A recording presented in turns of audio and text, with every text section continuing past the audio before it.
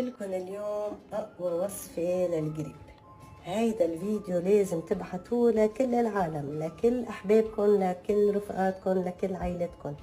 أول شي بنجيب الليمون جراس اللي هو الشاي الأخضر، بنغليه، بنحط فوق منه اليانسون، أنا بحط فيها هيدي 3 ملاعق تغلي مع كبش قرنفل. كبش قرنفل هيدي الزهرة 7. ليش 7؟ لأنه رقم مبارك.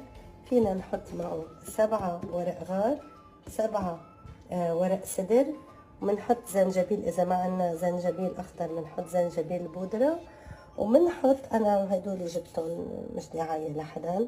هيدا بقلبه زنجبيل مع قرفة، هدول سريعين. هيدا بيبونج مع ليمون جراس. هيدا الليمون جراس، اوكي. هيدا بيبونج مخلوط مع الليمون جراس، وهيدي خلطة للسؤال كتير كتير مهضومة وكتير منيحة وسريعة وحلوة، اوكي.